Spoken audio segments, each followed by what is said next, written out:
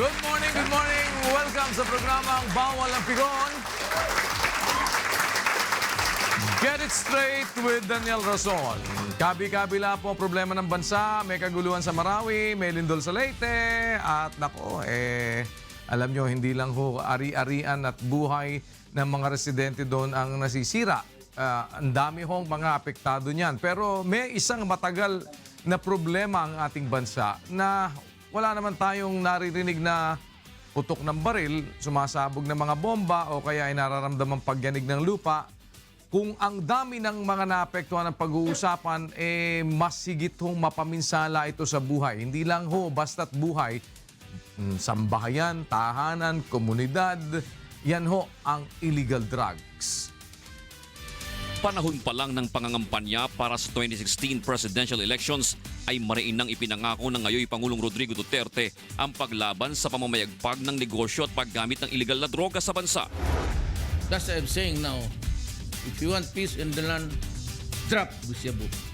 And tomorrow there will be heaven in the Philippines. Inilunsad ng Department of the Interior and Local Government o DILG ang Oplan Tukhang upang hikayating sumuko ang mga gumagamit at nagbebenta ng iligal na droga. Kabilang sa mga magpapatupad ng kampanyang ito ang Philippine National Police at Philippine Drug Enforcement Agency. Sa di kalaunang paglulunsad ng naturang proyekto, ilang matataas na pangalan ng mga pulis at militar ang napabilang sa sinasabing protektor ng iligal na negosyo dahilan upang ipatigil ito ng Pangulo. Hindi nagtagal ay muli na namang ilunsad ang Oplan Tukhang sa bago nitong pangalan na Oplan Double Barrel Reloaded. Sa kasalukuyan, patuloy ang laban ng pamahalaan kontra iligal na droga. Subalit tila hindi naman natitinag ang mga drug lord sa bansa. Ang kabi-kabi lang nasasabat na iligal na droga ng mga otoridad, nagpapatunay lamang na marami pa rin ang supply sa kalsada. Nasaan ba ang pagkukulang sa patuloy na pamamayagpag ng iligal na droga? Nasa pagpapatupad ng mga sistemang ginagamit? Nasa mga kawaning tiwali? O sa mga pulisiya na pinagbabasehan ng kampanya? May bagong chairman ang Dangerous Drugs Board o DDB. Sa mga problemang ito, ano kaya ang kanyang gagawin at masasabi?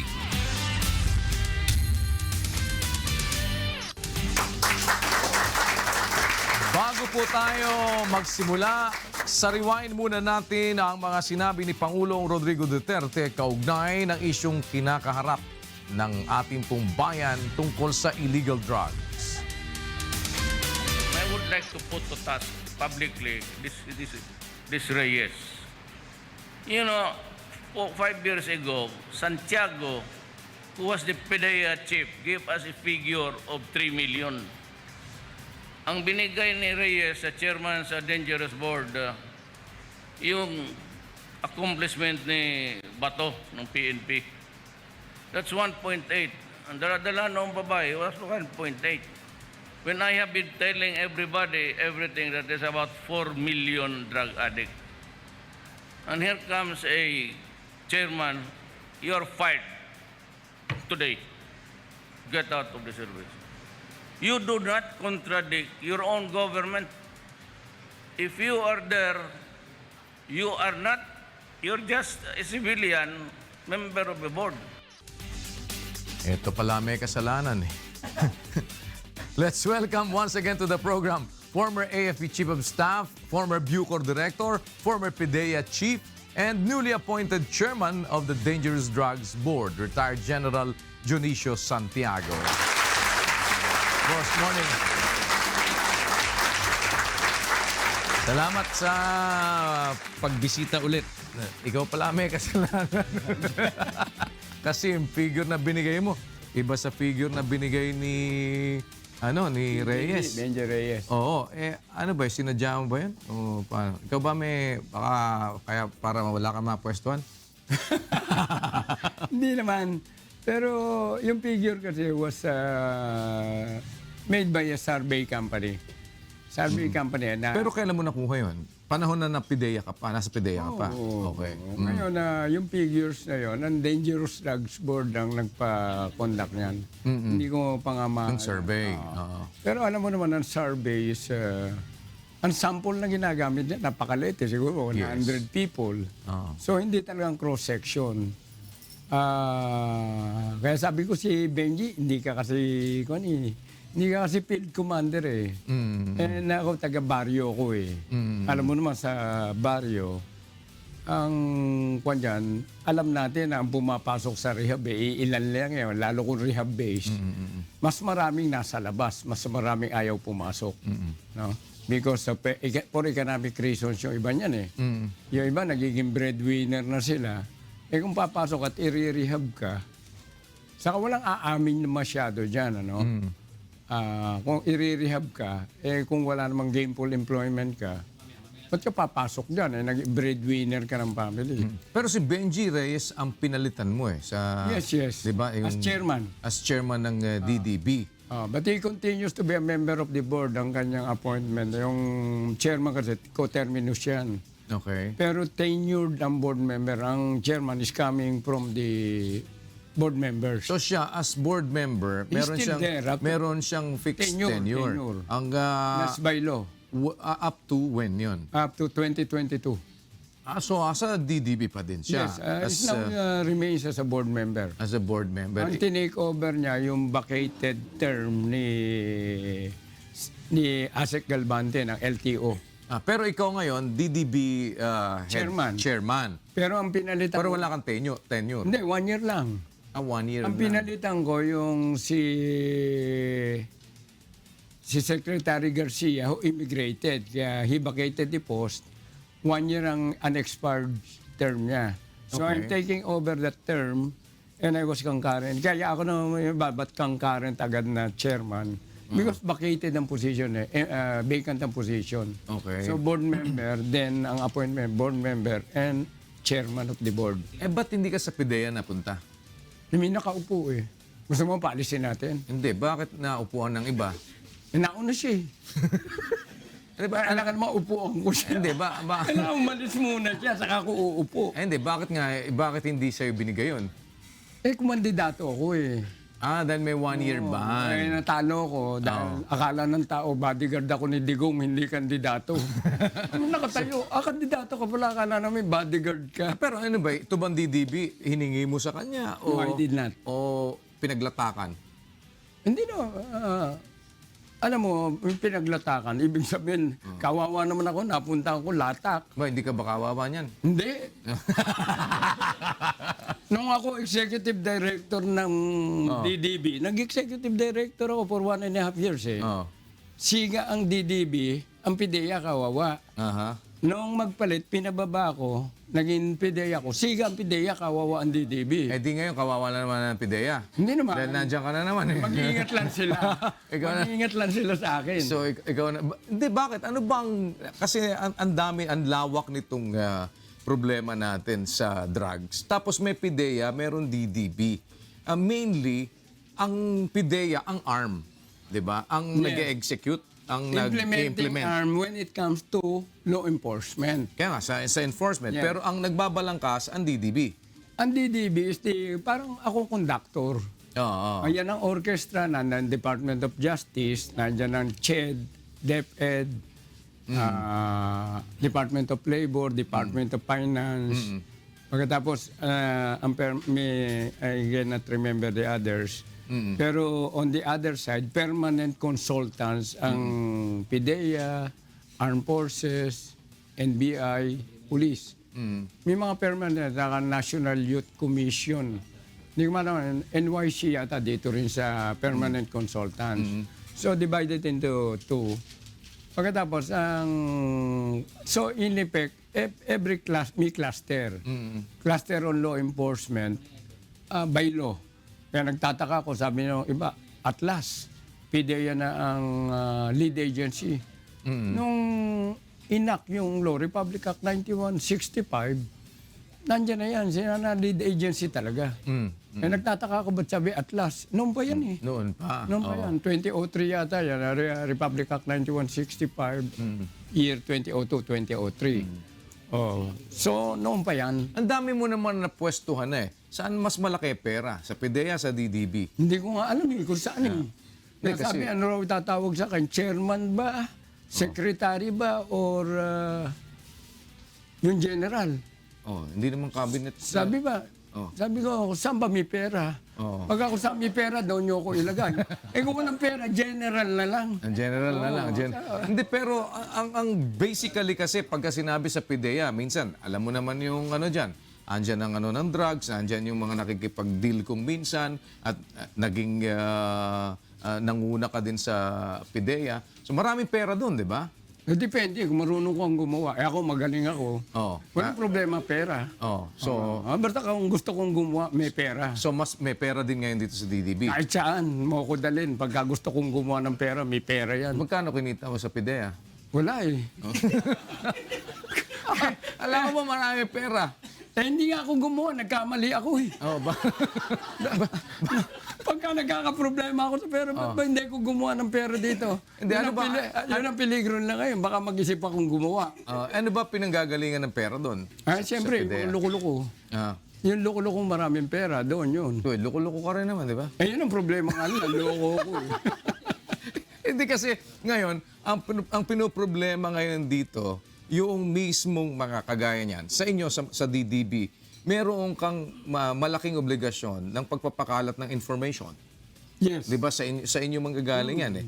But wala tayong masyadong nadidinig from DDB na nanggagaling ng mga information about sa mga, sa drugs, yung mga dapat na malam. Di ba sa DDB dapat galing yan? Yun nga ang problema. Kaya ang first pronouncement ko, everybody should go back to the law. So that you will understand. Ano ba trabaho mo? Baka ginagawa mo lahat ng trabaho, pero yung trabaho mo eh. Oo. Mahirap yung you're an implementer ng law na hindi mo naintindihan. Malabo yun. Oh, kasi paano mo mapatupad yung hindi mo alam? Baka mali yung patutupad mo. Kaya sabi ko, pwede ba? So on top of your head, hindi ko isa-isahin dun sa ano, anong alam mo na dapat na role ng DDB na dapat magawa na especially in the past ay hindi nagagawa? Hindi sila nagkuhan eh. Yung orchestra, hindi nila kinumpas. O Okay. ikaw, o lahat kayo. Sino ba ang mga under na pwede mong kumpasan? Lahat sila. Kagaya na sino yung lahat na yon? Department of Justice. Kukumpas ako, pero ang kuhan ko dyan, law enforcement, dapat si Sid La Peña, mag-concentrate siya. Ayusin mo muna ang tarp mo. Ang questionin mo sa sarili mo, satisfied na ba ang public na yung law enforcement din, nagawa mo na maayos? Pag hindi, back to the drawing board tayo.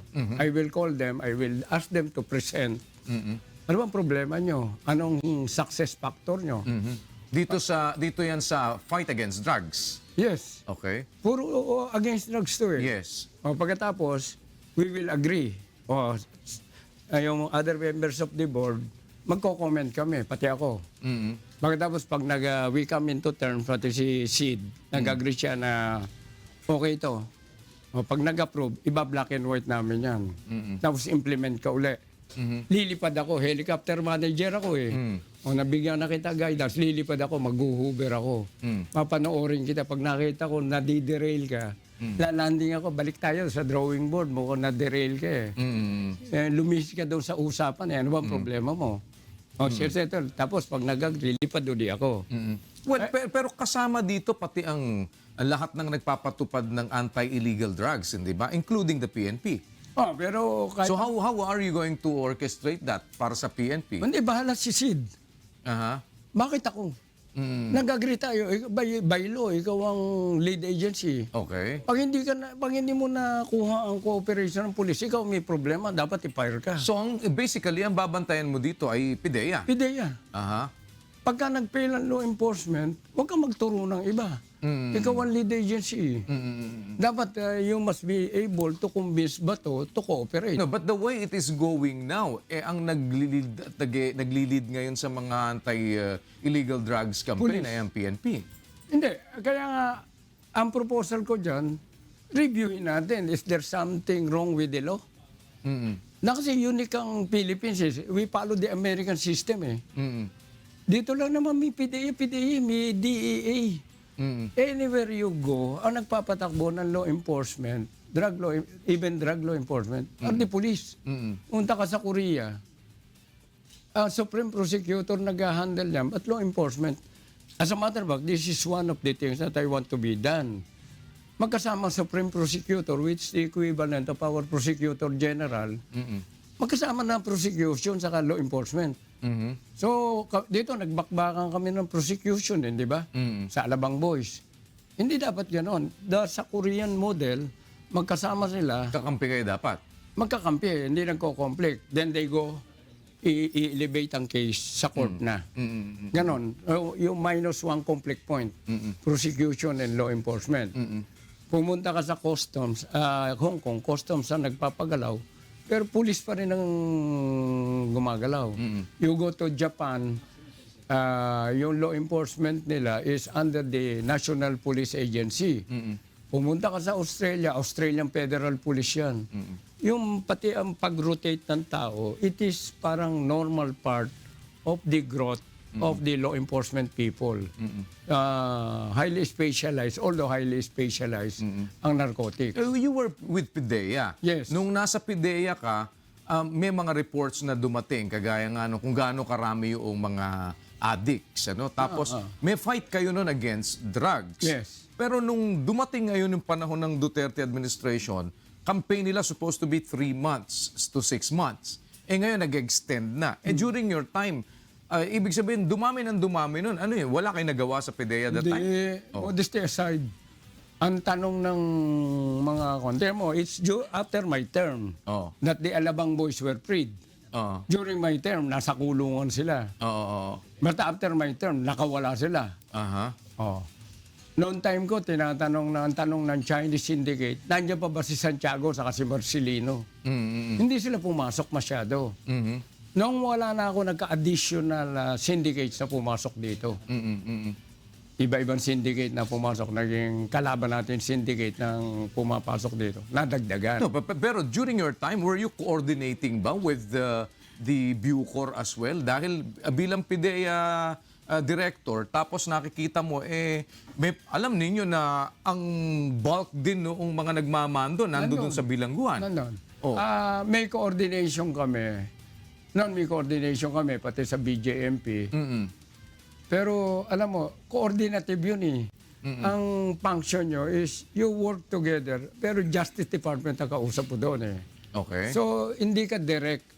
Talagang PR na lang yan.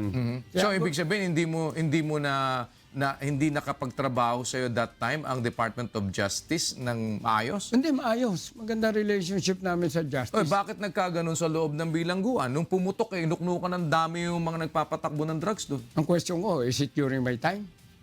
Hindi ba, naging Bucor director ka pa? Nasaan si Peter ko during my time? Di ba nabalik ulit, inalis mo tas nabalik ulit? Wala na ako.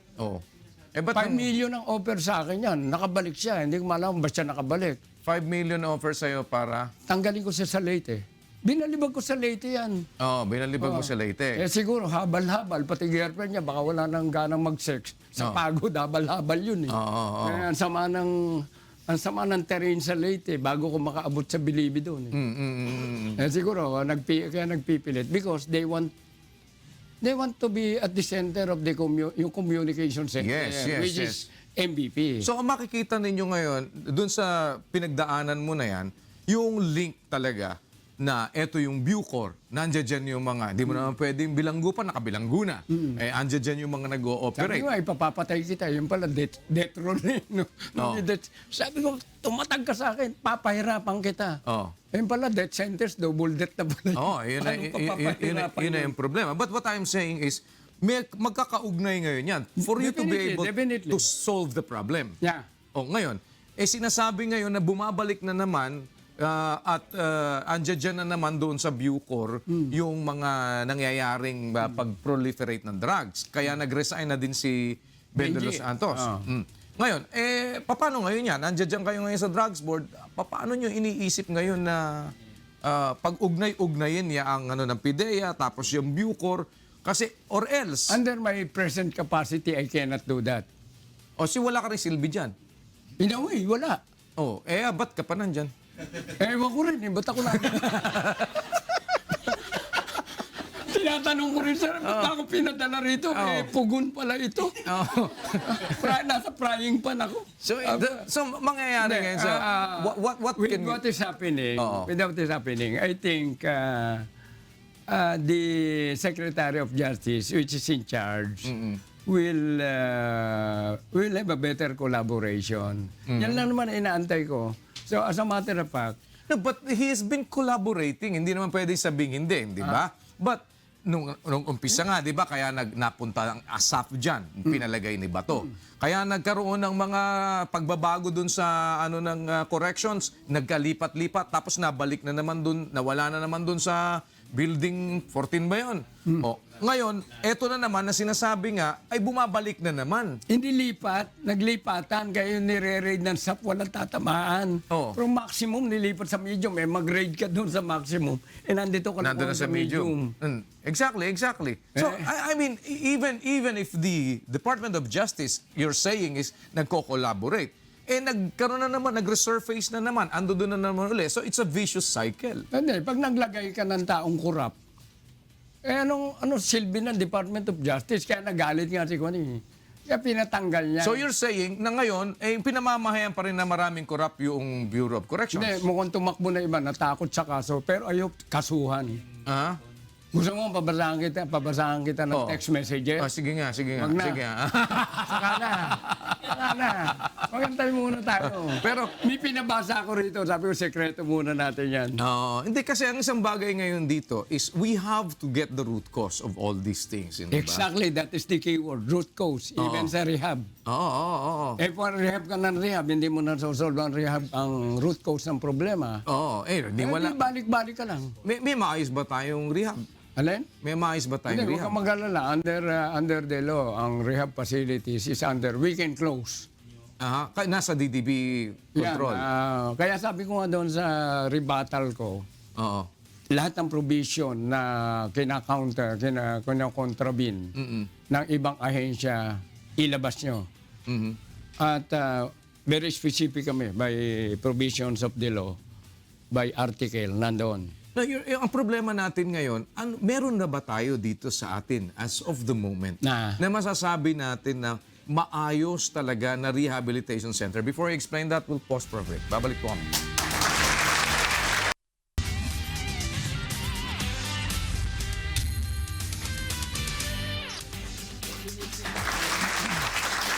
yan ang mga inside story na tuturutin ko. Ito ang programang Bawal ang Pikon. Get it straight with Daniel Rason. Kasama pa rin po natin ang atin pong bagong talagang DDB chair ng, ewan ko kung ano bang... General. General. Wala nang pera na chairman sa secretary. Wala bang... Wala. Hindi, ano bang ano talaga nun? Ano bang rank nun? Secretary level. Secretary Pero level. walang commission and appointment because I do not belong to the cabinet. Hindi ako cabinet level. Oo. Yung cabinet, yun ang may CA. Pero secretary din ang ano mo? secretary. Salary grade mo? Yes, oo. General Junicio Santiago. Di ko na alam sa dami ng pinanggalingan nito. Bucor Director, PDEA Director, dating chief ng AFP. Puro mga ano puro mga kontrobersyal. Sa AFP, may pabaon. Diba? Wala akong kaso, ha? Wala akong kaso. Sabi sa akin, Malakas ka no? Oo, Di ka nakakasuhan? sabi ko kay Jinggoy, huwag ka nang umaten, nadadamay ka pa dyan. Huwag yung nakahalera kami. Sabi, ayun ang mga magnanakaw. Oo, yung mga di ba yung mga pabaon dati sa mga mga chief of staff ng AFP na... Ay, paano? Binulsan lang, nakalawit yung bundle. Hindi. Binulsa ko tagun-tago. Hindi na.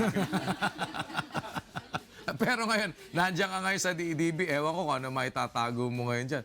Yung Wala problema, nga, ang problema ko, hanapin yung itatago. wala pang nakikita. Ha? Wala Saan ba kayo nakit, kukuha ng nakit. pondo niyan? Ha? Saan kayo kukuha Hindi, ng pondo? yung regular budget. Hindi, kasi problema, kaya ako tinatanong, meron na ba tayong maayos na rehab center? Kasi we're talking of pagsawata sa droga, paghuli dun sa mga addicts, pero ang problema nating isa, yung maayos na rehab. Hindi, maaayos yung rehab, pero ang program nila, are they effective? Kaya magbe-benchmarking kami, I warn them. Kahit kayo pinakamalaki, pag hindi kayo lumusot sa criteria ko, you will be closed. Yung mga rehab centers. Yes, ibe-benchmark natin. Bakit yan 10 beses na nagbalik-balik sa'yo. You have to explain to me, bakit ang taas ng relapse rate mo? Meron 60% eh. Oo. Ba't balik-balik yan? Ilan ba pinag-uusapan natin rehab centers dito?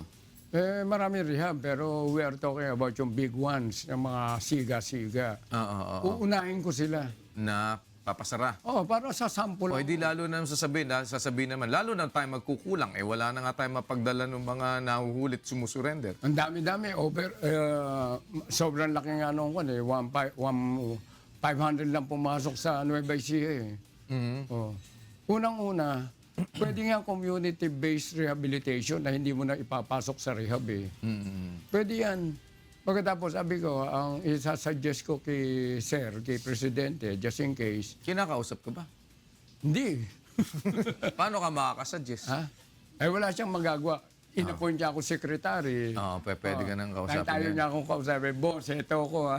Pero ang problema ngayon dyan, ikaw marami kang information na alam. Oo naman. Kasi sa dami ng pinanggalingan mo, alam mo kung sino yung mga siraulo. Oo naman. Dahil nakikisama ka sa Ako mga leader nila eh. nakikisama ka sa mga siraulo. Kaya alam mo kung sino sila, di ba? Kilala ko, tulisan sila, tulisan nila. Birds of a feather, flock together. Siyempre. Pero ang problema ngayon, itutuga mo ba ngayon ito mga, alam mong mga siraulo? Ang role natin dyan, yung friendship natin nagtapos nung ang interest ng Republic comes. My loyalty to my friend ends where the interest of the Republics begins. I have live up to that. Pag hindi na kami magkasundo ng aking amo, sanay ako mag-resign. Ganun ginawa mo sa Bucor dati? Nag-resign ka ba noon? O tinanggal ka? Hindi ako tinatanggal. Ako maayaw, pambihira naman. Siga ito eh. Siga ito. Pag ayoko na. Umayaw ka sa Bucor. Yes. Pero Kasi- in fairness kay ma'am, dahil nagkausap kami, bihira kami magkausap, she wanted me to go somewhere. Pero sabi nila, Dahil nangialam ka sa Bucor. ha? Dahil nangialam ka sa Bucor. Hindi, iba pinagkuha na namin. Matutuwa ka sa istorya, pero wag dito. Wag dito. Matutuwa ka kung bakit ako nag-resign dyan. Wag yun. Magiging political ka, bigla ka magiging political daw sa issue ko. Hindi, pero ang ibig nga sabihin, nandun pa rin yung dahilan ng pagre-resign mo. Hindi na. Noong time ko kasi, Hindi, ibig sabihin, yung problema ng kung bakit ka umalis, nananatiling problema. Hindi yun. It's something else which cannot be... Okay, so what if ngayon? Nandun pa problema. Alright, pero, so ibig sabihin, kagaya niyan ngayon sa Bucor. ibang reason ang pinag-resign ko. Alright, so be that as it may, sa Bucor ngayon, sabi mo nga, meron pa rin mga loko-loko dyan. Oh, definitely. Puta naman ng loko yun. That's the problem. Kung hindi maalis yung mga loko, paano maiaayos? Ha? Paano maiayos yung Bahala. problema? Give it to me. But that may mga moves akong gagawin that... Na matatanggal yung mga loko? Baka yung iba hindi na kailangan tanggalin eh. Bakit papapatay mo? Hindi ko sinabi. Kami sabi niya na. Hindi. Basta taon ako, nasa Bucor ako, ang first pronouncement ko, ito, huwag niyong kakalimutan ha. Karap ko mga bosyo, sa Bilibid, iisa lang ang siga. Huwag niyong kakalimutan. Ang pangalan niya, Santiago. Wala ibang siga rito. Ako lang. Wala rin nangyari. Ano wala nangyari? Kasi yung siga ang nawala, naiwan yung mga hindi siga. Di sila nasiga ngayon doon. Pero nagkagasta sila bago sila nakabalik doon sa Bilibid. At least siga pa rin sila. Di problema nila yan. Kaya kailangan... Kagaya ngayon yan. Kailangan ilagay mo, siga uli. Kagaya nga ngayon yan, marami pa rin siga ngayon doon. May problema nila yon. Monitor naman kung sino sila eh. No, but the problem there is, babalik ka doon sa problema ng drugs. Dahil yung mga siga na nando doon sa Bilibid, nagpapatakbo ng drugs. Hindi, pero ang pagkapupunta ka dyan, dapat alam mong you have in-depth knowledge of what's happening inside. You must know the personalities, you must know the problem. Ang problema, pag hindi mo alam ang problema, wala kang solusyon na ma-i-apply eh. That's precisely what I am asking. Kasi ngayon, nasa DDB kayo. At nakikita ninyo yung mga problema na yan, babalik ka dun sa iba't ibang mga pinanggagalingan. And part of that is yung nasa Bucor. Paano mo mapapakialaman yung nasa Bucor samantalang hindi mo naman sakop yun. Hindi, mukhang nagtatanong si Secretary naman. Basic ang sinabi ko dyan you appoint somebody who's incorruptible. Mhm. Pag incorruptible ka, saka legacy conscious ka, alam mo, when you talk, pag sinabi mo legacy, it's something good. You leave something good, di ba? Pag ilalagay mo, ang nasa ulo pupunta dahil may pera dyan, may problema tayo. It will never be solved. Hindi, pero di ba do you agree na may mga nalalagay pa din doon na talagang yun, nakalagay nga parang hindi matanggihan, nandoon pa rin. Hindi na, nag-resign na yata yung iba. Wala na. Wala na. Wala na yung taong... Kasi ang DDB, kaya nawala sa limelight, yung conductor hindi alam kung paano kukumpas. Oo. Kaya ako, bumalik ako rito, alam ko kung sino kukumpasan eh. Hindi mo nga makukumpasan ng DOJ eh. Magantay ka. Oh. Kasi Masyadong preemptive, advanced thinking masyado. Magantay ka. Abangan ang susunod na kabanata. di ba kasi wala sa poder mo. Magantay ka nga eh. So magiging ano ka na, DOJ secretary ka na. Wala akong sinabi. Hindi, matibay yun, matibay. Ganun. Hindi kasi Huwag kaya mong papalitan yung matitibay, ikaw matatanggal. yun nga hindi, pero ang problema You should know when to stop. When to Atras. bang your head. But the problem is, kung ang mangyayari nga, yung sumasangga doon sa mga operasyon ng illegal drugs. Hindi, they will be exposed later on. Aha. Alam mo naman si Presidente, you do not expect him. Alam niya ang problema, pero hindi niya alam na yung mga tao na minsan isusubo sa'yo. Kaya ang request ko nga doon sa mga nag-endorse, make sure naman na hindi headache ng Presidente. Put competent people. Ito ang expectation ng tao eh. Pagkatapos ikaw nakakampi, mag-i-endorse ka. Kung kaibigan mo, bigyan mo lang allowance yan, baka may intel pan ka. O yan na lang, huwag ka nang umupo, huwag ka nang makialam. Parang para wag ka na lang makagulo. Oh, that was my rule. Oh, okay, bata kita sa armed forces. Bata kita, pero gago ka eh. Magkano bang allowance ang gusto mo? Marami naman ako IF eh. Oo. O yan, IF ka lang, pero hindi kita pahawakin ng pwesto. Pero si Marcelino, bata mo, di ba? Oo. Pawakan mo ba pwesto? Depende, sinasama ko, ayaw. So gusto mong sama ngayon si Gusto ko Marcelino? isama, pero controversial pa siya. Let him lead this. He wants to go back to the trucks as a marine officer. Bypass na siya twice. He's taking steps to go back to the trucks. Mahaba pa time yan, bata pa yan. Pero si Presidente ba ang mismong nagsabi o tumawag sa'yo na ilalagay ka sa DDB o pahatid lang? Hindi. But I was appointed. So hindi mo alam saan nanggaling? Hindi, alam ko. Ikaw naman, pwede ba hindi ko alam ang nangyayari sa buhay ko? Oo nga. Sino ba ang pinanggalingan? Huwag mo nang tanong. Ito naman nga mo natin, i-expose ang sikreto ko. Trade secret yun, trade secret. Trade secret. Hindi kasi, interesado ako sa mga pwedeng mangyari ngayon now that you are part of the DDB. Anong pinakamalaking change na mangyayari ngayon dito sa operation ng laban sa anti-illegal drugs? Kasi we have been seeing a lot. Maraming may lumulutang sa ilog. Meron naman na nakabalot ng tape. Meron naman na iba-iba eh. Iba-ibang klase lang yan. O mas tataas ba ngayon ang rate ng mapapatay o paano? Depende nga yan eh. Law enforcement, talaga emphasize ko, responsibility ng PDEA yan. So, he should concentrate on it. Tapos Department of Justice, they are in charge of the legal aspect. We should be more legal para wala nang issue ng EJK.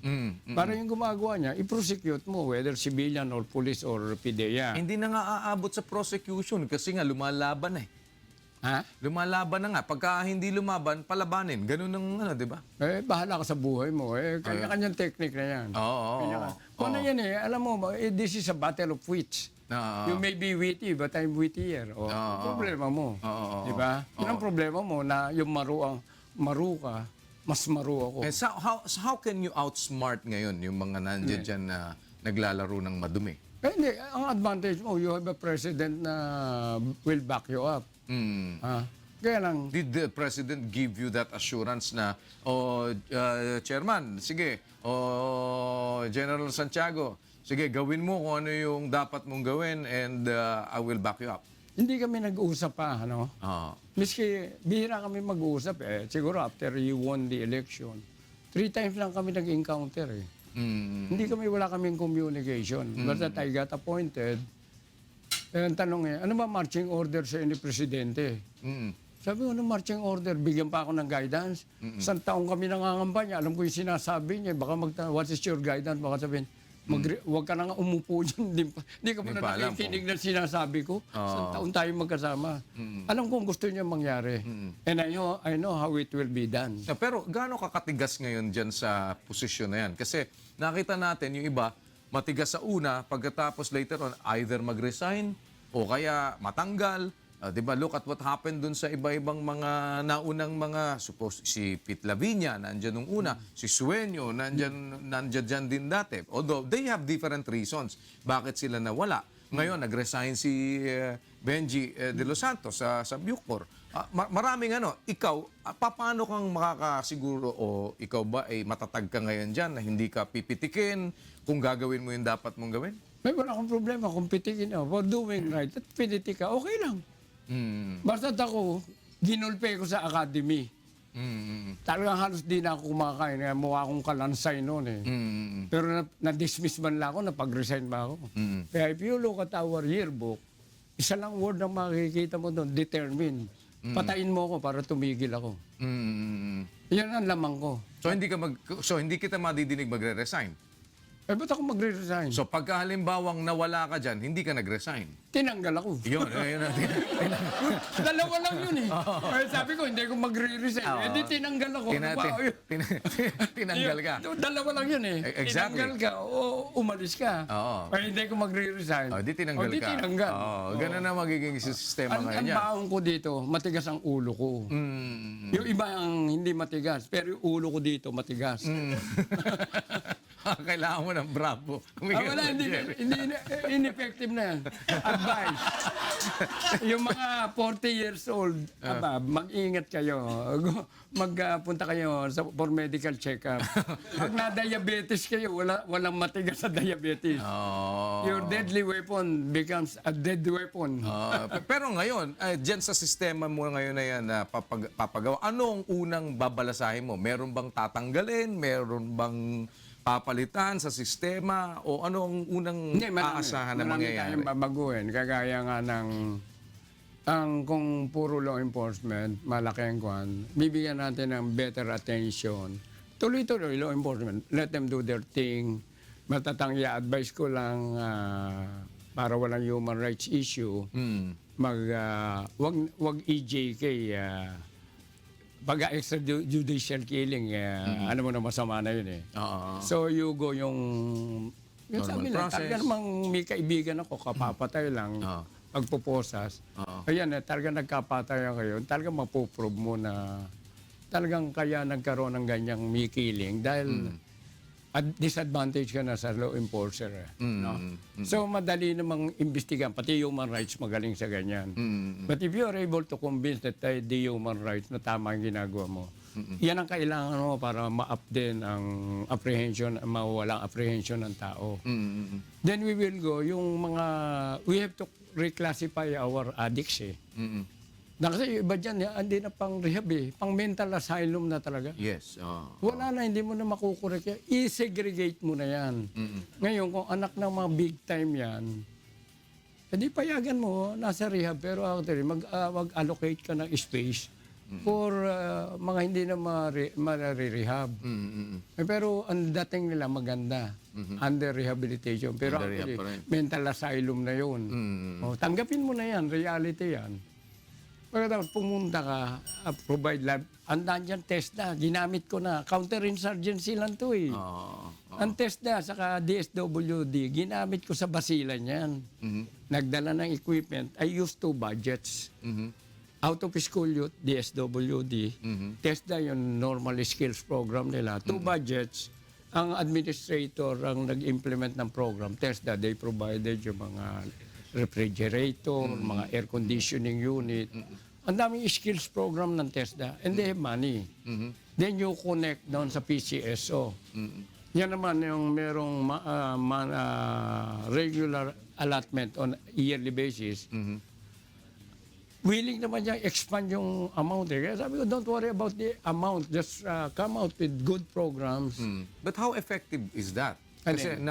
na yung mga programs na ganyan na iba kasi yung na-addict eh. Once na nakatikim, parang No. minsan babalik at babalik, parang babalik at babalik ka rin. Ganun na Depende nangyayari. yan. Meron pa, may marirehab pa. Pero talagang may nakrimp na yan. Sabi ng Presidente, wala ka ng pag-asa eh. Oo. Yung utak na affected totally. May mga... O is it, so yung mga ganun, Yung po pwede ano pa. na lang? And then papasok yung doctors and mga psychologists mo. Kasi yung iba pagka in-interview mo, if you're not able to solve the root cause of the problem or understand the root cause, family-based karamihan eh. Yung kagaya ng isang nakausap ko, 40 plus years old na. Sabi ko, sige, madali kayo ipasok. Pero umupo nga kayo, ano bang problema? May communication gap ang mother and son. Dahil meron kanya, visit kang anak ka, ayaw nang kausapin. Ngayon to connect, dadaan pa sa kapatid. So nagkaroon ng MB portion. Naiinggit sa kapatid, although yun ang ginagamit na, dahil itong malakas na nanay. Siya, parang basura siya. Sabi ko, pakunekin nyo. O nang makunek, na-solve. Wala na. Pero yung mga sinasabi na hindi na talaga, nakikita mo nga parang medyo ang problema na eh, Marami niyan. meron ng ano Marami talagang pang-mental na, kumbaga. Ando, may institution tayo, binabayaran, border na doon eh. Mini-maintain lang family. Yes. So, anong nyo doon? Anong iniisip yung program doon? Dadalin pa sa mga mental institutions? Kasi yung mga sabi nyo, big time, okay, fine. Pwede sabihin mo, Hindi papayag yung mga magulang, lalo yung big time. Maraming anak ng big time eh. precisely. Hindi sila pupunta sa... Mga mental Ang institutions. ganda ng program ng National Mental Health. One of the best. Pero kung ikaw, doon mo dadali anak mo, automatic na usapan doon. Exactly. But what... May katok to eh. Hindi bali yung mga, sabihin mo na, yung mga big time. Mangyayari dyan. Gagawa't-gagawa sila ng paraan. Pero, syempre, malaki rin ang porsyento nung hindi naman mga big time na nandun din sa ganung kondisyon. Hindi, kaya nga ang What do we do with that? ikaw mayaman ka, sinasalo ko na ang sakit ng ulo mo sa anak mo, gumasta ka. Oo. Hindi, yun sa mayaman. Paano yung hindi Hindi, mayaman? pagagastahin natin sila para suportahan nila. Yung hindi naman mahirap. makakaya. Marginalized. Pero mental issue pa rin ang... Yes. So, ang kailangan ngayon ditong tinitingnan yung i-enhance naman ay mga mental institutions. Ang trabaho natin yan is itong current, ang first attempt natin, ito current numbers. Kung pwede, stopin mo muna doon. Mag-implement ka ng program na hindi na lalaki. Madadagdagan pero minimal. And so you jump to the next one, which is you go preventive. Yung para hindi na you go to the community. Palalakasin mo pamilya, which is your one. Family talaga eh. Then go to the barangays. Palakasin mo DILG. Para pagka yung mga, nasa barangay ang labanan Yes. Pagka yung barangay captain, kaya siguro pag barangay captain, ineffective, fire and fire ka. Yan ang nakita kong problema, napakabait ni Secretary Sueño. I was with him. I appreciate yung kanyang, pari dapat yan eh. 1 year to go, magpapare, namit yung basis. Nawala yung thinking sa pare, nag-asawa. Pero he continues to be parang napakabait niya eh. Yung bait niya, alam mo, may bait na tama, may bait na mali. Sa bait niya, ayaw niya mag-fire, ayaw niya may masaktan. Hindi pwede yun. Di ILG ka, pag nakita mong mali, tanggal ka. You are given that mandate eh. Siguro yan nakita ko, assessment ko lang, na naging problema ni Secretary. He's a good man, kaya lang talagang yung bait niya, parang hindi niya nagawa ng gusto yung Naabuso na. hindi niya nagawa. Hindi siya basta makapag-alis. Hindi niya na-deliver yung dapat na ma-deliver niya because of that. Siyempre, may expectation. Pareho yan eh. In-appoint mo ko, may expectation ka sa akin. Ako naman ang appointee mo, may expectation din ako sa'yo. So, paano ngayon tatakbo ang rehab? Sabi nyo, dun sa mga may kaya, of course, they have money to support yung rehabilitation. Pero yung mga mahihirap, na wala namang, di ba parang, teka muna, minsan nga, di mo maintindihan, nag-addict, paano nakapag-addict, wala namang mapagkuhanan masyado ng pera. Hindi, yun ang reason ba't naging addict yan eh.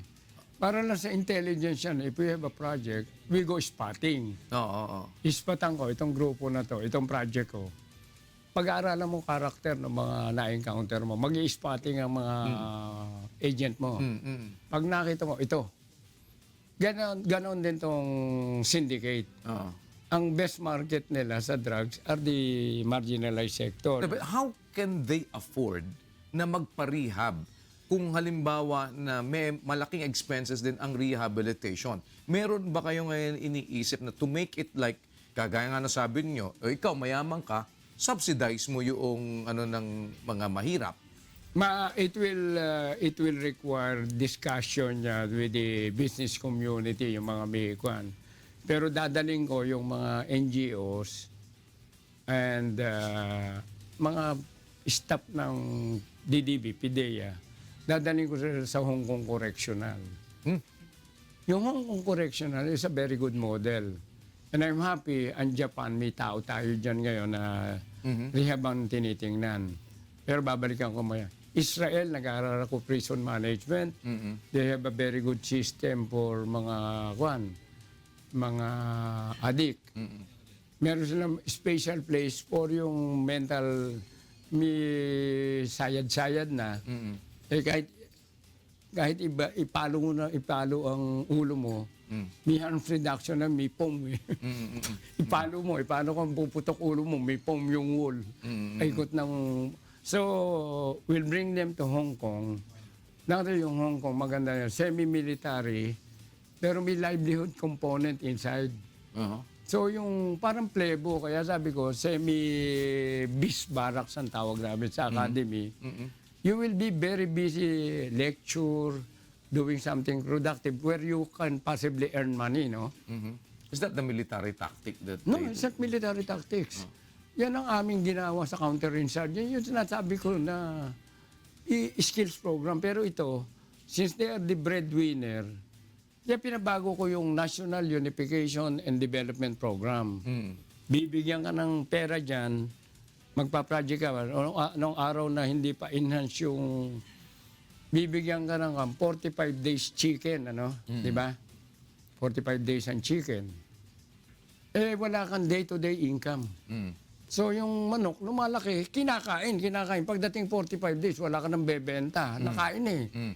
So, sabi ko, baguhin natin. Maglagay kayo ng component, nakikita everyday. Kaya pinasok ko ang copra buying. Ang copra kasi para ka magbabakal eh. Pag-deliver mo, pagkakilo, bayad eh. So, you have a day-to-day income. You don't have to eat. Yan ang naging contribution ko sa NUDP. Pinabago ko yan. O warning. O, pag kami mga anak kayo, huwag niyong pakain ng chicken wings. O, dahil di ba, pagkakuan eh, hindi naman inaasawa yung nantandang eh, nangingitlog. O, eh, huwag kayong kain ng chicken wings. Nung bata ko, nagbabakuna ako nandiyan yung female hormone. Kaya ngayon eh, but hindi naman nanganganak eh, dumadaming bakla natin sa Pilipinas. dahil sa buffalo wings yan. May female hormone, ako taga-bakuna sa kili-kili. So doon na pupunta. Doon na Tapos pupunta. makakain mo. Pagkain mo, maya-maya, pagkain mo, ganyan. Habang tumatagal, pagkain mo, paganyan ka na. Dahil sa chicken wings. Sa chicken wings. Scientific yan, ha? Palagay ko siya, marami nakain na chicken wings. Pero eto, ang sabi nyo kanina, hindi kayo kailangang mandatuhan ng presidente. Dahil alam nyo yung wala kampanya, yung gusto niya ang gusto mangyari. niya eh. Alright. Sinabi ng presidente, 3 to 6 months, tatapusin niya ang problema sa droga. Paano ninyo susundan ngayon yan? At kaya bang matapos within the term of President Duterte itong problema na ito, considering na nakita na ninyo ang lawak, considering na nakita ninyo kung ganong kalaki ang problema, at kung sakasakali, pati na itong issue ng rehabilitation, can it really happen sa term ng Presidente Digong Duterte? Before you answer that, we'll pause for break. Babalik po kami.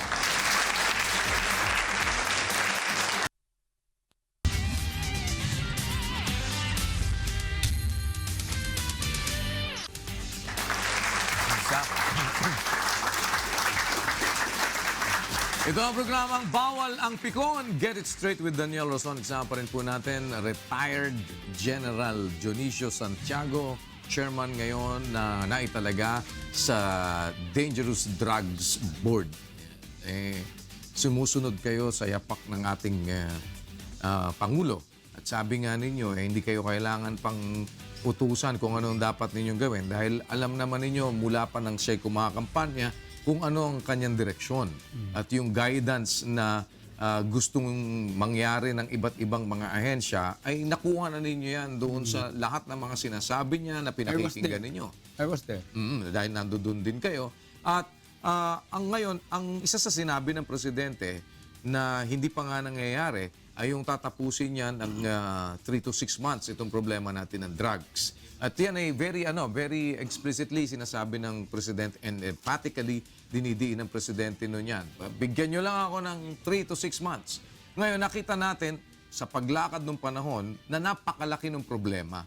Kaya talagang ang mga tao naman ay kumbensido rin na hindi, talagang the President needs time para ito ay ma-resolve talaga dahil lumitaw yung malalalim na problema natin sa drugs. Yung involvement ng mga malalaking mga tao, yung protection that they get from different sectors of the society, napaka huge na hindi mo basta pwedeng sabihin na ito madaling tapusin. Kaya ba sa palagay ninyo with you around diyan sa DDB and with the collaboration ng iba-ibang mga ahensya na desidido rin na talagang tuldukan ito, kagaya ninyo, matatapos ba ito within the term of the President? Hindi mo naman pwedeng tapusin 100% eh. Oo. Unang-una, in fairness to the President, yung magnitude hindi niya pa nakita masyado. No, The time that he was, kampanya. yes. So in fairness to him, nung makita niya, ganito pala kalaki. At sinabi niya, hindi na yung talagang totally drug-free. Nag-backtrack na siya. And, we should appreciate him for that. Na yung pragmatism and reality, appreciated niya. At kaya nag-backtrack siya. Ngayon, yung sinabi mo, collaboration is not enough. Nagko-collaborate tayo, pero hindi ka naman nagko-cooperate. Yes ka na yes, pero yung galaw mo, iba. Parang Yung hinahanap natin. iba sinasabi mo sa ginagawa mo. Kulang. And, maybe ginagawa, pero kulang. Okay. Ngayon, 100% cooperation.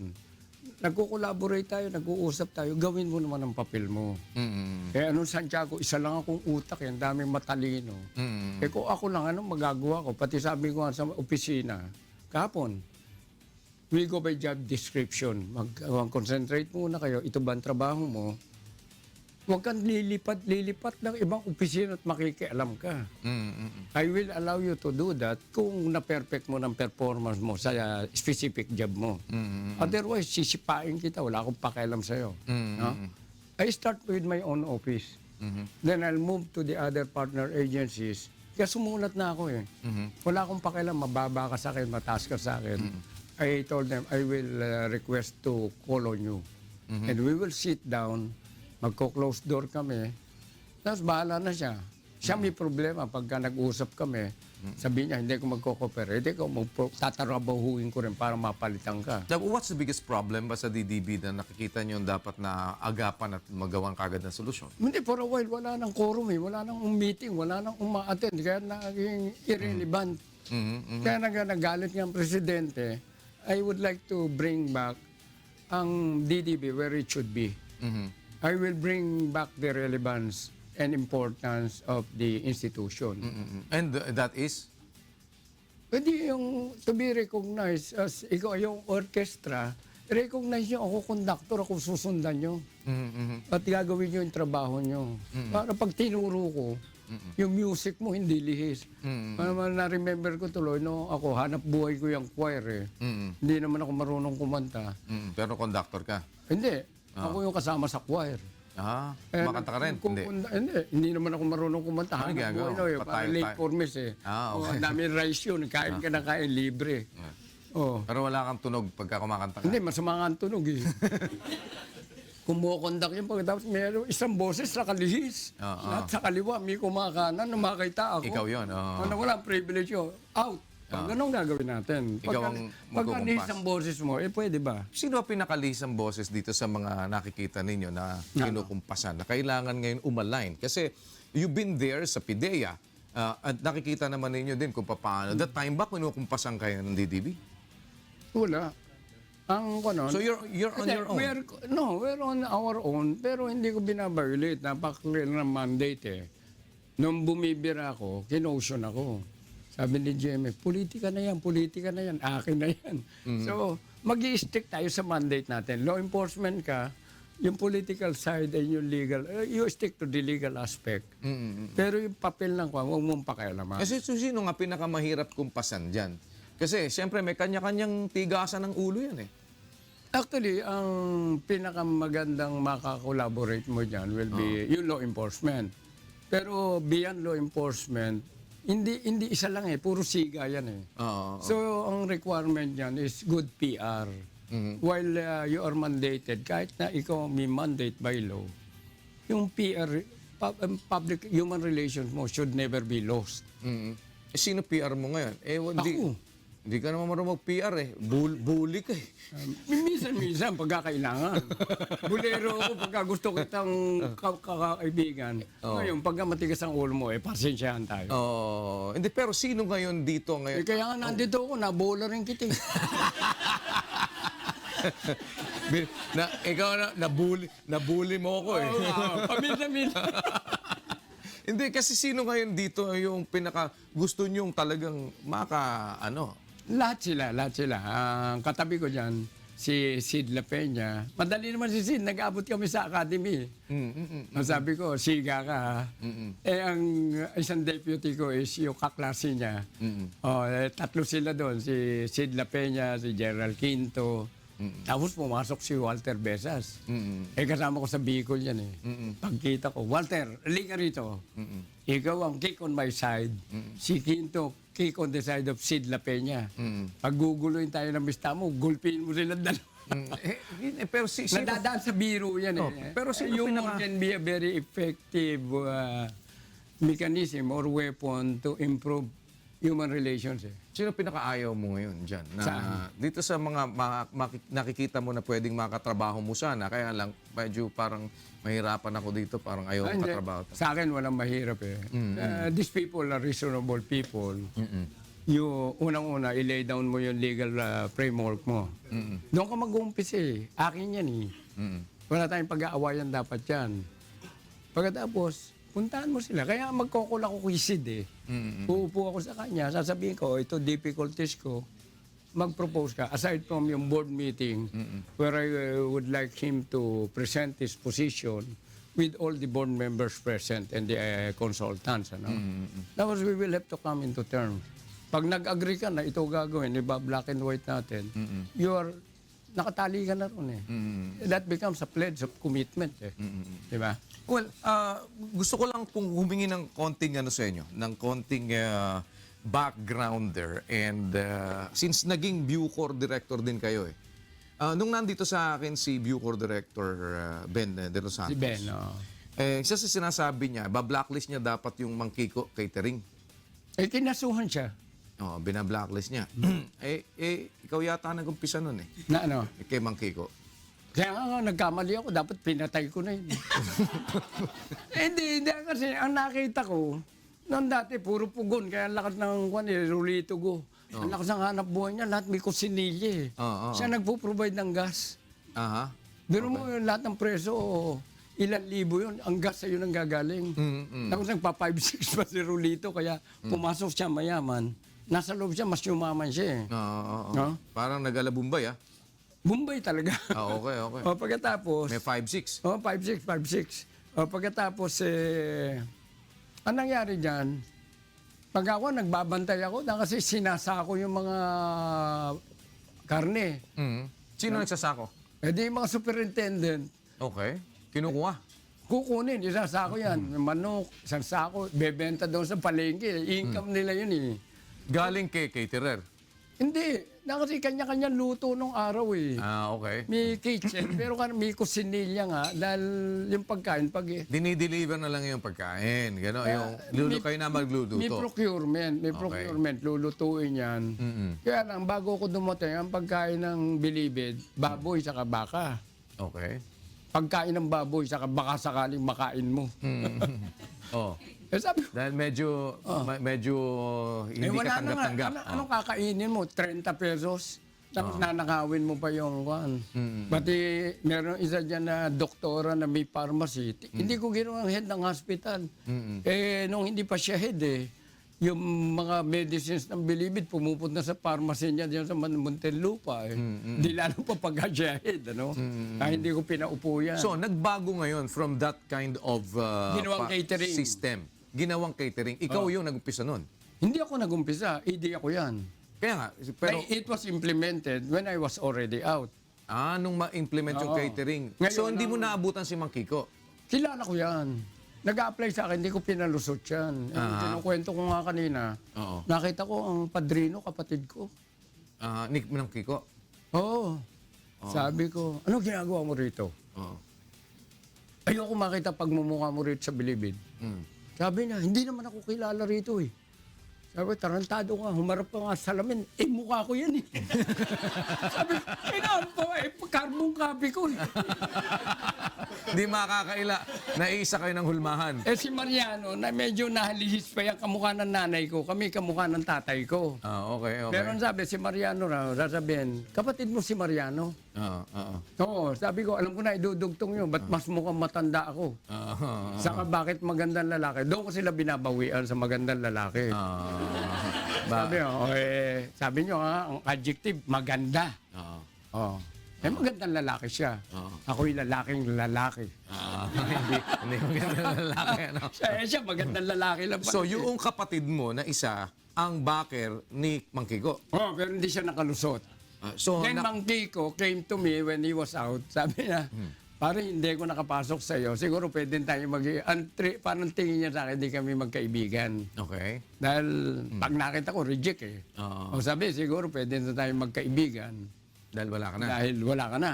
So, naging kaibigan mo nung wala ka na Hindi. sa Bucor. Eh, magulang talaga eh. Kaya pala ako pinuntahan. Alam niya, may connect ako sa Korean. Pupunta sa Hanjin.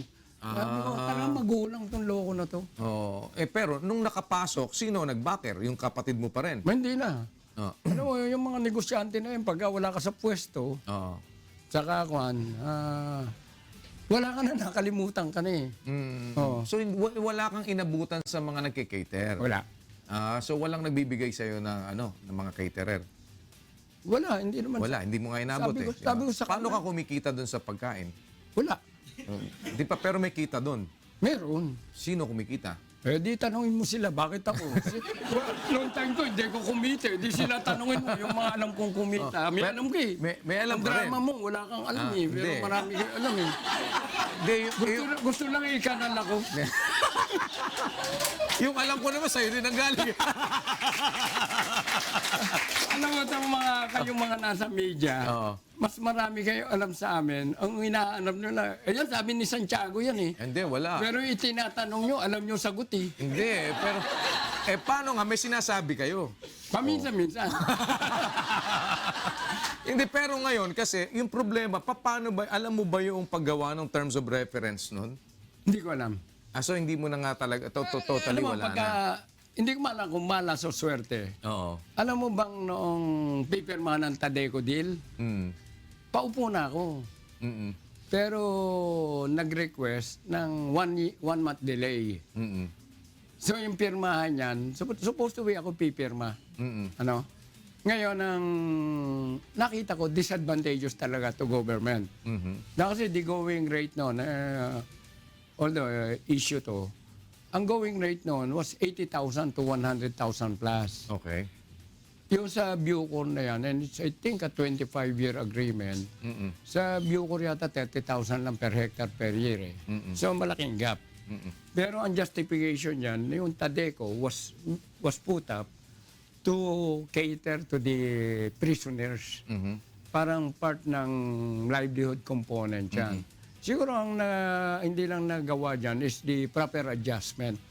Doon sa, siyempre, tumataas ang income, lumalaki yung Tadeco. Dapat nagkaroon ng automatic adjustment. Alam mo, parang pair sa MRT, LRT. Kaya naging controversial yan. Nandyan ako sa sistema na yun eh. Yung boss ko nasa rails eh. Ang supposed to be, regular ang increase niyan.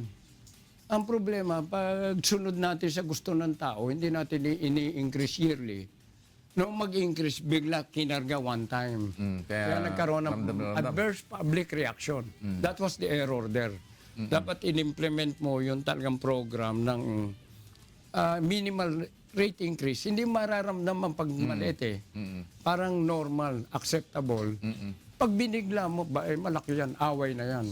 Diba? Pero ito, pinag-uugatan din kasi yung lahat ng mga kagaya, halimbawa, yung sa catering, yung lahat ng, yung mga pumapasok, kaya napasok dyan ngayon yung pati sa mga dalaw.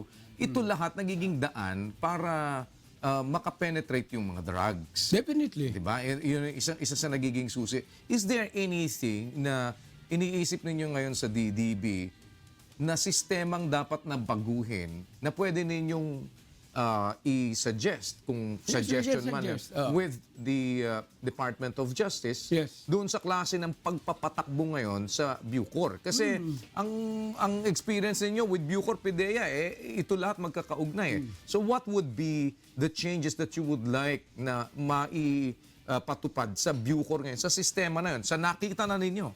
Hindi, kagaya ng bibigyan kita, magagalit na baka ipapatay na ako ni Peter ko eh. Ang tanong ko, bakit nandyan yan? Yan pa si Muno. Ilayo mo siya, segregate mo siya. Put him where in his rightful place. Kung papayag Secretary Aguirre, papadala ko sa Palawan yan.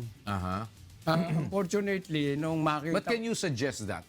Isasuggest ko talaga. Okay, so ito, kasi ginawa... Baka makinig sa akin Secretary Aguirre. Yes, pero kasi ginawa mo na dati yan. Hindi. Hindi mo ba nagawa yun? Bago ko na-implement, nag-resign ako. Pagkita ko, ito solusyon dito sa mga loko. Na ilipat sa mga gano'n? Ililipat. Hindi lang lipat. Okay. Ang huli kong binisita before I resigned was Palawan. Meron siyang sub-colony, Montible. Sabi ng mga tao sa akin, Sir, huwag tayong magtagal dyan. Madadali ka ng malaria dyan. O lahat ng drug lord, sabihin ko, Boss, Secretary, Kakagat sa lamok. ilipat mo sa Montible para makita mo pag... Puro nanginginig, drug lord yan. Mamamalaria yan. Mamamalaria doon. Malaria ang kalaban mo. Kaya dyan, So parang yun is parang isang paraan ng hindi mo binaril, pero pinatay mo. pinatay mo. Gano'n. Para pakagat mo sa lamok. There are so many ways of killing a cat. Although, 9 lives. Kailangan yung 9 times mo siyang papatayin. Iba-ibang technique. But seriously, you will do that now? Yes. Na i-coordinate ninyo sa DOJ na ipaglalagay itong mga ito na drug lords talaga Sa Montible. na doon sa Muntik na Palawan. sub-colony. Pero ano ang nakikita niyong paring legal impediment doon? Wala. Ang naging impediment dyan, noong time ni Secretary Laila de Lima, magaling siya, minicromanage siya eh. Kung ako si Bukayo, nag-resign ako eh. Parang figurehead ka lang doon, pero walang ginagawa. Magre-raid, nakaganyan si Laila. Lahat ng galaw, si Laila. So, ang dapat si Secretary Aguirre should give a certain degree of autonomy sa kanyang let his bureau director exercise his mandate. How soon will that happen? Yung inyong iano na yan. Kasi may nakikita ba kayong reason para tanggihan yan ni Secretary Aguirre? Wala. Kung walang reason para hindi niya tanggihan, Baka marinig niya, baka mamaya, pag narinig niya, pa-implement niya. Ang problema, wala siyang director. No, but the problem is, kung halimbawang wala namang dahilan para yan ay tanggihan niya at nakikita ninyo sa inyo din sa Dangerous Drugs Board at yung naging experience ninyo na yan ay magiging effective na magawa to at least, kung hindi man totally, ay talagang Ma-stop mo kahit pa mabawasan. mabawasan mo man lang itong mga ano na to. Ano ang posibleng mangyayari at hindi yan gagawin? Hindi ko na alam yan. Kung ayaw niya, baka, alam mo, minsan... Paano kung tinanggihan ka? wala akong magawa. Siya ang DOJ Secretary. Exactly. So, Mine is purely recommendatory. suggestion lang. That's just one of the Will you possible- reiterate that to the President? Pag nag-usap kami, hindi, pero wag mo nang guluhin ng presidente dyan. ibigay mo sa Justice Secretary, hindi na dapat magulo ang presidente doon sa mga sa terrorism lang ang concentration. Problema na. Huwag mo na siyang, kaya naman nag-volunteer na ako na siguro kahit pa paano ako na mag-absorb no ibang binabatok. Ilang percentage yung nakikita nyo yung possibility na mangyayari yan, sinasabi nyo? Kasi malaking bagay yun. Kung maipalipat mo pa lang yun, you will be saying something already. May message eh. Diba? You will be sending messages dito na medyo matindi. Dahil parang, teka muna, eto, dumating yung siga, mukhang meron tayong, may mangyayari sa atin. Basta separate ko niya na, hindi ko sila kontrolado. Yes, Mine yes, will yes. be purely recommendatory. Yes, but ang sa akin, iba yung rekomendasyon na may kasamang diin eh. Diba? So ito, didiinan nyo to. Eh, sa sakit ng ulo ni ko, kahit pa paano, makikinig to doon sa mga, yung mga, pati weirdong suggestion, makikinig to, pipiliin niya yun. Bibigyan kita ng isang example. May isang may problema, nagkonsulta sa akin, binigyan ko ng 3 tao. The good, the bad, and the ugly. O pagkatapos yung huli, sabi niya, tarantado, parang pinakilala mo sa akin, tarantado to, mukhang mamamatay tao. Eh, ba't mo dinala sa akin? Di ba sabi ko, binigyan mo ako ng problema?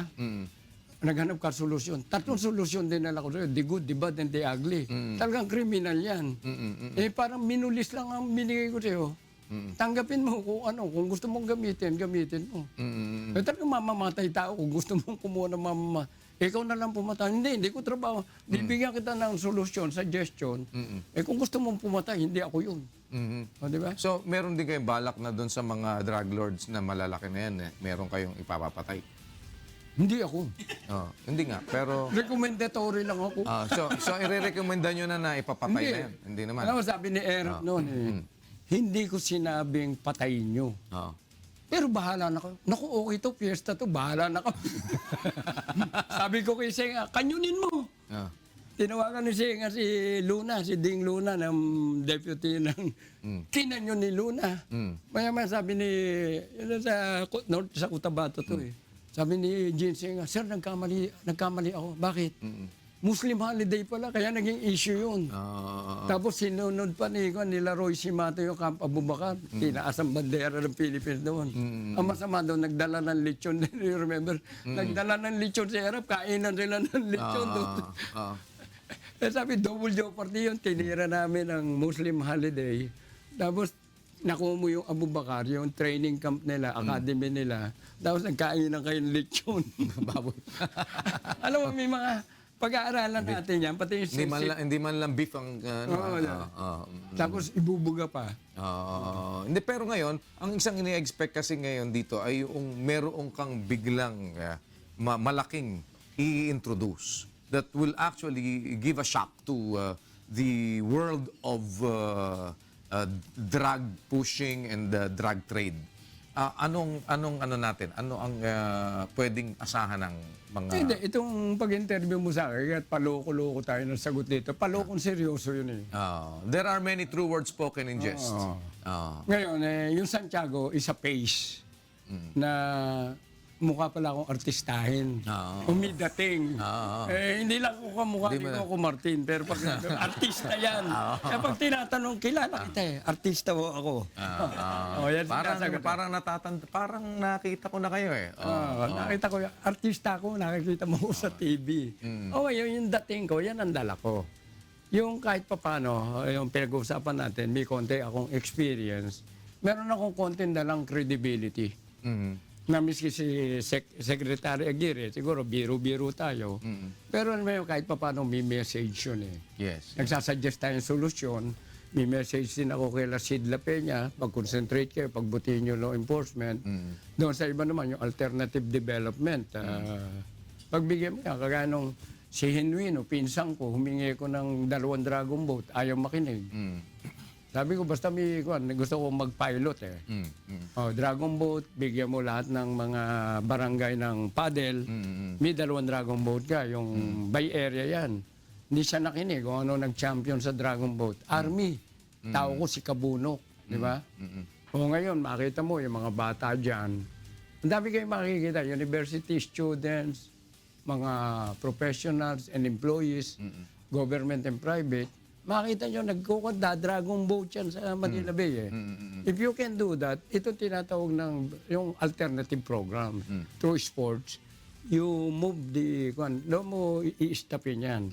Ngayon, we cannot do that kung hindi magko-cooperate yung department concerned. Di ba?